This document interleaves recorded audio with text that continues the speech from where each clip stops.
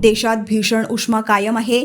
हवामान खात्याने आज उत्तर प्रदेश, पंजाब, हरियाणा आणि दिल्लीत उष्णतेच्या लाटेचा इशारा दिला आहे.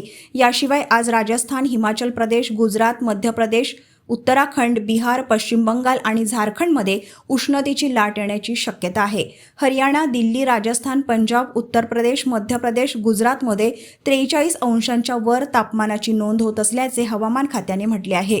रविवारी दिल्लीतील नजफगडमध्ये सर्वाधिक 47.8 अंश तापमानाची नोंद झाली. येत्या काही दिवसात या राज्यांमध्ये तापमानात घट होण्याची शक्यता कमी आहे. दुसरीकडे दक्षिण भारतातील राज्यांमध्ये पावसाळा होताना दिसत आहे. केरळ आणि तामिळनाडूमध्ये आजपासून 3 दिवस पावसाचा रेड अलर्ट जारी करण्यात आला आहे.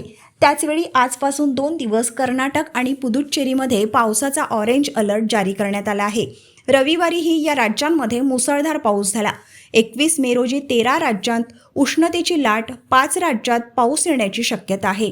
तामिळनाडू, केरळ, कर्नाटक, लक्षद्वीप, निकोबार, पश्चिम बंगाल आणि सिक्कीममध्ये जोरदार पाऊस होईल. तर पंजाब, हरियाणा, दिल्ली, उत्तर प्रदेश, राजस्थान, हिमाचल प्रदेश, गुजरात, मध्य प्रदेश, उत्तराखंड, बिहार, पश्चिम बंगाल, झारखंड, ओडिशामध्ये उष्णतेच्या लाटेचा इशारा देण्यात आला आहे.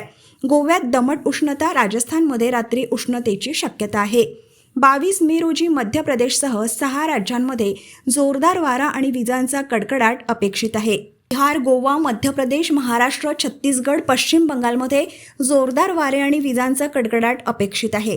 राजस्थानच्या पूर्व भागात रात्रीच्या वेळी तापमानात वाढ होईल. येथेही उष्णतेची लाट आहे.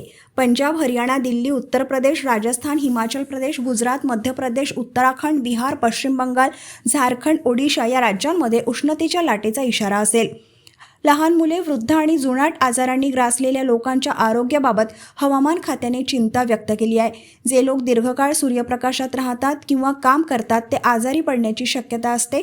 उष्णतेच्या लाटेत उन्हात सतत काम करणे असुरक्षित लोकांसाठी धोकादायक ठरू शकते, असे हवामान खात्याने म्हटले आहे. क्या हुआ बहू? माँ, पाइल्स की बहुत तकलीफ हो रही है. तो तुम गुदरोग सर्जन के पास क्यों नहीं गई?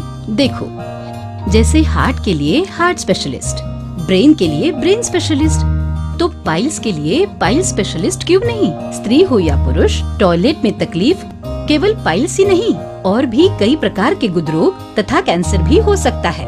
इसीलिए इसकी प्रत्यक्ष जांच जरूरी है. ठीक है माँ, पर जांच के लिए हम जाएंगे कहाँ? वही काले आयुर्वेदिक पाइल्स हॉस्पिटल में. लेकिन माँ, प्रेगनेंसी में पाइल्स की दवाइयाँ? प्रेगनेंसी में आयुर्वेदिक दवाइयाँ सुरक्षित होती है. जनहित में जारी. काळे आयुर्वेदिक पाइल्स हॉस्पिटल, औषधि चिकित्सा तथा सर्जरी ट्रीटमेंट उपलब्ध. हमारा पता उमरेड रोड, दिघौरी बस स्टॉप के पास, नागपुर. अधिक जानकारी के लिए वेबसाइट पर जाएं kalepileshospital.com.